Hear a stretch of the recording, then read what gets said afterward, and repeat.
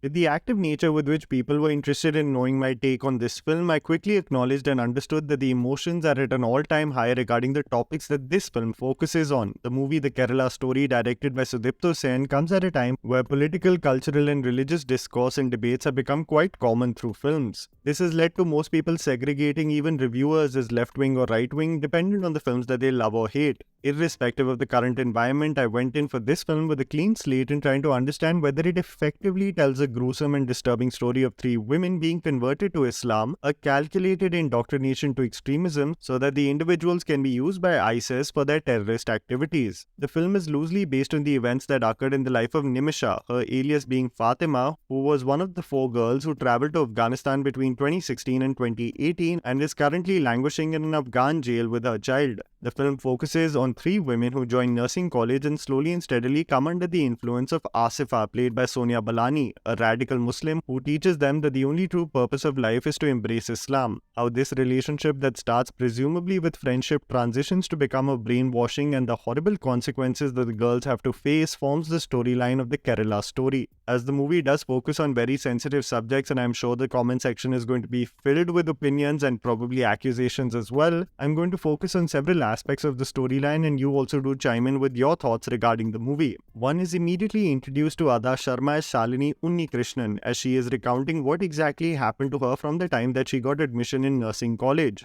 Ada is an actor who has always been a hit and a miss regarding her performances, being praiseworthy in movies like 1920 and Hasi To Phasi, but overdoing most of her performances in films and series like Bypass Road and Pati Patni Aur Panga.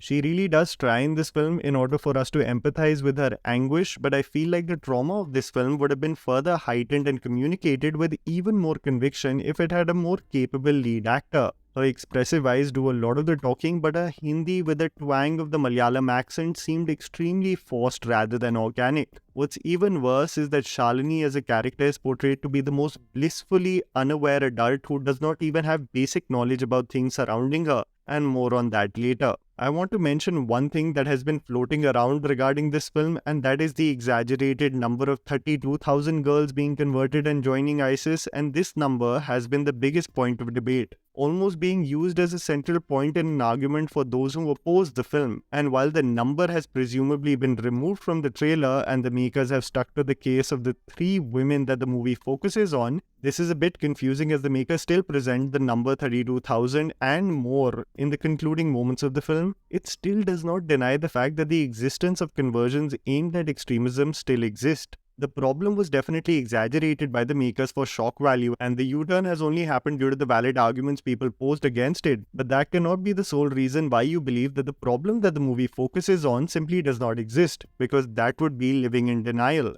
The debate got so obsessed with the number that people forgot that some of the trauma showcased in the film is of real people. I have to be honest, from a screenplay and visual standpoint, the movie is as rudimentary as it can get from a filmmaking point of view. The performances of the supporting cast are mediocre at best. In my opinion, Yogita Behani as Nima stands out the most, convincingly portraying her frustration with the consecutive and pressurizing lectures that Asifa gives. Her speech on the existing problems of conversions is also exceptionally performed. The cast of extremist Muslims, terrorists, and those who aid Ada on the journey barely leave an impression. And Sudipto Sen's storytelling in chronological order is extremely amateur, and I feel the biggest issue of the film where one starts to doubt the intention of the filmmakers is the writing, making one wonder, is the intention to tell the story of these girls so that people are aware of it, so that people get educated about it, or extract a reaction from the public with hateful dialogues? I'll explain this a little further. The dialogues of the film do not describe the circumstances that the characters are undergoing, but provide a commentary on not only the state of emergency that Kerala is in, but to provide inflammatory lines on several religions, making me think its intention was only to hit a nerve with an already emotionally charged audience. One of the extremist leaders tells his comrades, "Jo kaam Aurangzeb adhura chhod gaye hain, wo ISIS pura karenge."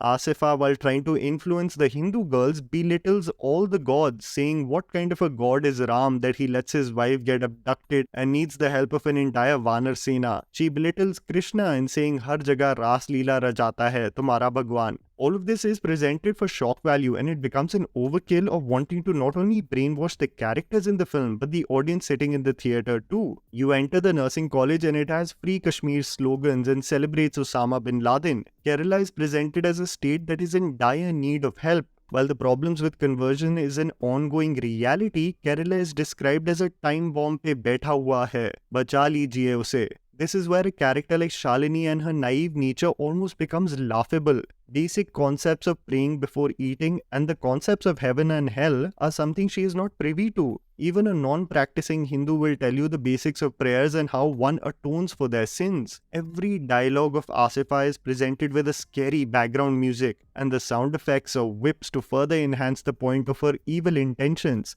telling the girls they'll burn to death if they don't follow Allah. Amphetamines and meth is circulated like toffees, and the shift of the girls' fascination for Islam comes so abruptly it almost seems like the drugs are doing the conversion. What is true regarding the film and what it convincingly does is that it is definitely not meant for the faint-hearted. The atrocities committed towards the girls is unbearable to sit through, and I understand why the film has got an A certificate, but the dialogues further enhance the point that again makes you think why the act itself was not disturbing enough for the audience. A man rapes a girl and tells her while doing the act that this is not a sin in Islam. A hand of a woman is cut off in ISIS land because she wore lipstick. So this film is definitely not for the squeamish and easily disturbed. While the trauma that the women and the parents undergo is absolutely awful, I wish that the dialogues represented their individual stories better than taking the shape of WhatsApp forwards in groups that obviously have a problem with other religions. Ada blushing and saying हमारी bodies एक दूसरे को कबूल है कर चुकी हैं, and Gitanjali mixing cocaine with weed to make a joint are just some of the odd moments in this film. The three women and what they underwent as they were brainwashed and indoctrinated into extremism in Islam was absolutely horrifying. Some of the sequences of this film were painful to sit through. While the performances and screenplay are mediocre at best, I wished for the dialogues to cater to the three women,